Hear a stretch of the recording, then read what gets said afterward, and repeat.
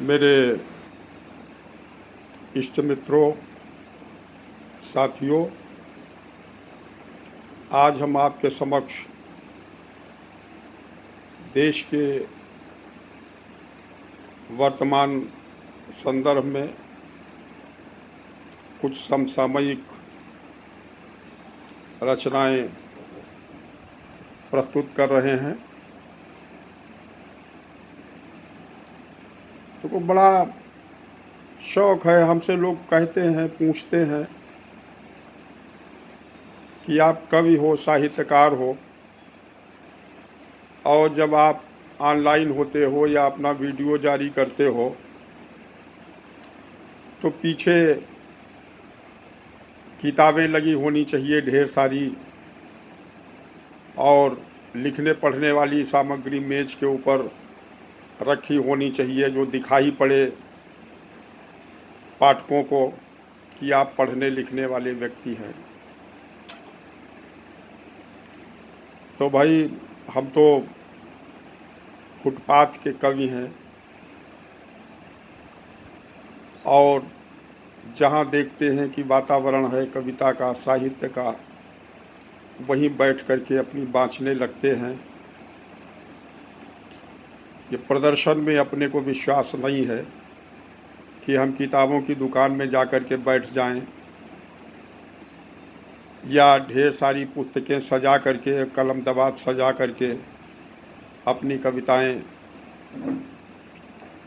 आपके समक्ष प्रस्तुत करें। आप देखिए, इस समय देश में दो धाराएं चल रही हैं। एक धारा है वर्चुअल की और दूसरी धारा है एक्चुअल की। वर्चुअल जनसभाएं हो रही हैं, क्लासेस हो रहे हैं, सदन की कार्यवाही वर्चुअल होने का लगभग निर्णय लिया जा चुका है।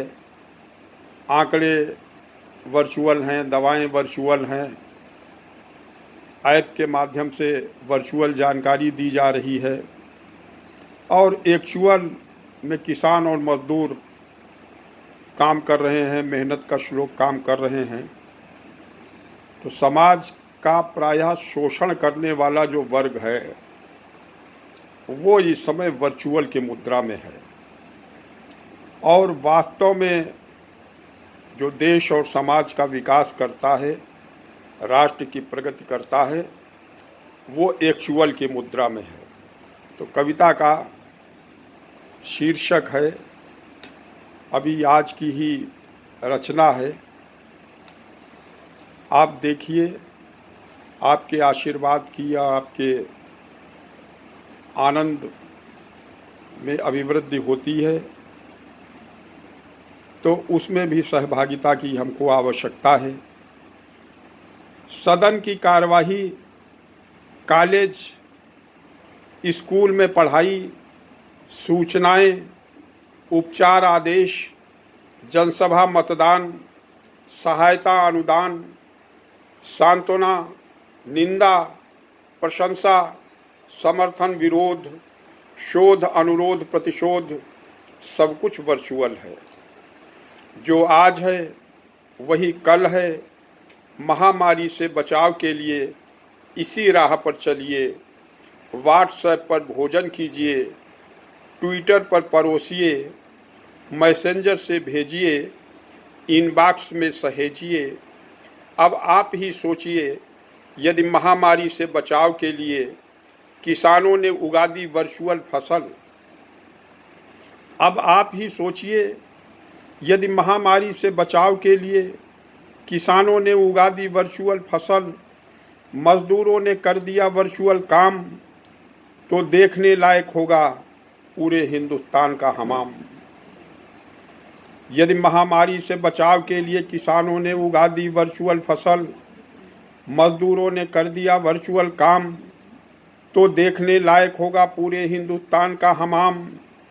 वैसे वर्चुअल उपलब्धियों की कहीं भी कोई कमी नहीं है। हम ज़रूरत से ज़्यादा संपन्न हैं। वे सब असत्यवादी हैं जो आज भी कहते हैं कि हम विपन्न हैं, हम विपन्न हैं, हम विपन्न हैं। अभी देखिए, एक जो प्रत्याशी होता है, चुनाव लड़ता है, थोड़े दिन बाद ग्राम पंचायत के चुनाव होने को हैं, बिहार और पश्चिम बंगाल में विधानसभा के चुनाव होने को हैं। तो जो चुनाव लड़ता है, हमको भी ये सौभाग्य प्राप्त हो चुका है। देखिए, वो कितने विनम्र भाव से मतदाताओं के सामने जाता है और जाएगा। भिगो भिगो कर मारिए या करिए सम्मान, वोट हमी को दीजिए, बच जाएं यदि प्राण। भिगो भिगो कर मारिए या करिए सम्मान, वोट हमी को दीजिए, बच जाएं यदि प्राण। ये विनम्र भाव जो है, और ये क्या है? ये जो कोरोना है, महामारी, केवल 2 पंक्तियों में देखिए, ये टोना है न टटका है, जिनका दिमाग चमगादड़ है, लटका है, कोरोना ने उन सबको पटका है। ये ऐसे लोगों के लिए है। एक रचना देखिए, कानून की क्या स्थिति है। हमारे एक मित्र ने कहा, कानून अंधा होता है। हमने उत्तर दिया, नहीं। हमने उत्तर दिया, नहीं। कानून की अर्थी में लोकतंत्र के चारों स्तंभों का कंधा होता है। हमारे एक मित्र ने कहा, कानून अंधा होता है। हमने उत्तर दिया, नहीं। कानून की अर्थी में लोकतंत्र के चारों स्तंभों का कंधा होता है, जिसे देखकर आम आदमी रोता है और अनाचारी आराम से सोता है, आराम से सोता है, आराम से सोता है। ये जो लोग शिकायत करते हैं कि हमारे लिए राज्य सरकारें या केंद्र सरकार कुछ नहीं कर रही है, हम पैदल चल कर के आए हैं, बड़ा कष्ट उठाया है, भोजन नहीं दिया गया, वहाँ ये अव्यवस्था है, राशन की दुकान पर पूरा राशन नहीं मिलता है, आदि आदि। तो हमारा उन लोगों से कहना है कि क्यों शिकायत कर रहे हो? क्या ज़रूरत है शिकायत करने की? अपने को देखो, दूसरे की आलोचना मत करो। सुरा सुंदरी और धन लेकर बेचा वोट, कितने हो तुम बेशरम, अब निकालते खोट। सुरा सुंदरी और धन लेकर बेचा वोट, कितने हो तुम बेशरम, अब निकालते खोट।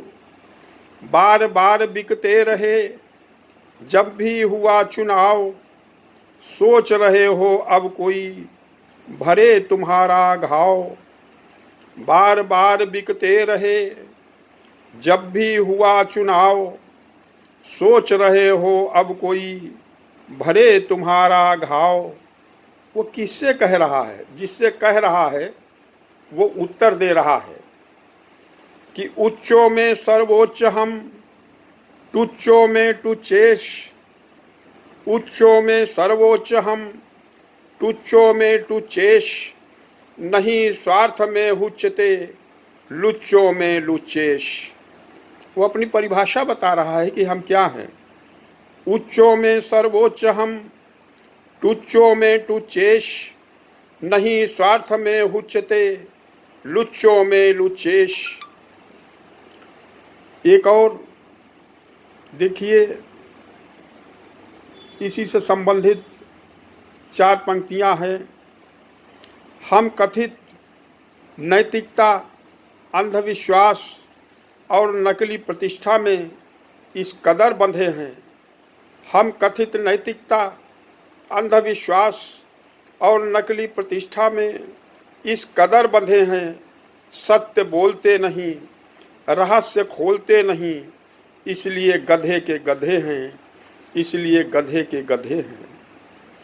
व्यंग्य के विषय में लोग पूछते हैं, बड़े स्पष्ट मत है हमारा, और व्यंग्य के नाम पर ढेर सारा हास्य परोसा जा रहा है, विद्रूपताएं परोसी जा रही हैं। लेकिन व्यंग्य के विषय में हमारा जो मत है कि वस्तु, व्यक्ति, पदार्थ, शब्द के निर्धारित स्थान व अर्थ परिवर्तन से जो स्थिति उत्पन्न होती है वो व्यंग है। ये व्यंग क्या है? वस्तु अपना स्थान बदल दे, व्यक्ति अपना स्थान बदल दे, पदार्थ, शब्द का अर्थ परिवर्तित हो जाए, यानी कि जिसे जहाँ होना चाहिए वो वहाँ न रहे और उसकी जगह पर दूसरी चीज़ें आ जाएं, तो वो व्यंग बनता है, व्यंग उत्पन्न होता है। कोई भी यथास्थान नहीं, कोई भी यथास्थान नहीं, शब्दों ने त्याग दिए अपने अर्थ, व्यर्थ के लोग ही समर्थ, फोटो और सेल्फी में कैद हो गया है परमार्थ, फोटो और सेल्फी में कैद हो गया है परमार्थ, सिंहासन और शुक्रासन में जब से समाप्त हो गया अंतर, सिंहासन और शुक्रासन में जब से समाप्त हो गया अंतर, तब से सत्य, अहिंसा और सदाचार हो गया छूमंतर, तब से सत्य, अहिंसा और सदाचार हो गया छूमंतर। एक और छोटी सी रचना पढ़ रहे हैं। मत देखो भूख, बेरोजगारी, महंगाई, किसानों की आत्महत्या, भ्रष्टाचारियों का वर्चस्व, अनाचारियों का सर्वस्व, षड्यंत्रों का विस्तार, जुमलों का प्रचार। मत देखो बुझे हुए चेहरे, उदास आंखें, रोजगार की तलाश में गए निराश युवक युवतियों का भूत भविष्य वर्तमान। बस देखते ही रहो अपने भाषण की तालियां, गड़गड़ाहट, सम्मान। इतिहास ने सबका उतरते हुए देखा है आकाश से विमान, इतिहास ने सबका उतरते हुए देखा है आकाश से विमान। सबकी विज्ञप्ति शैली में प्रकाशित प्रशस्ति गाथाएं खुले बाजार में रद्दी के भाव बिक गईं और उसी की लपटों में दूसरे राजनेताओं की रोटियां बार बार सिक गईं, बार बार सिक गईं। एक रचना जिसको या पढ़ने की आवश्यकता महसूस हो रही है, मशहूर रचना है कि जब हम पान खाते हैं तो हमें लगता है कि हम देशभक्त हो जाते हैं और जो अपनी गाड़ियों में तिरंगा लहराते हैं वो पूरे देश को चबाते हैं। ये तिरंगा क्या है? ये पान क्या है? हरा हरा पत्ता है, सफ़ेद सफ़ेद चूना है, केसरिया कत्था है, जिसके बीच में चक्रदार सुपारी है। इलायची हमारी संस्कृति की गंध है, लौंग हमारे पराक्रम की सुगंध है, तंबाकू हमारे देश का भ्रष्टाचार है, कीवाम छाया हुआ अनाचार है। इसलिए जब हम पान खाते हैं तो हमें लगता है कि हम देशभक्त हो जाते हैं और जो अपनी गाड़ियों में तिरंगा लहराते हैं वो पूरे देश को चबाते हैं, वो पूरे देश को चबाते हैं, वो पूरे देश को चबाते हैं।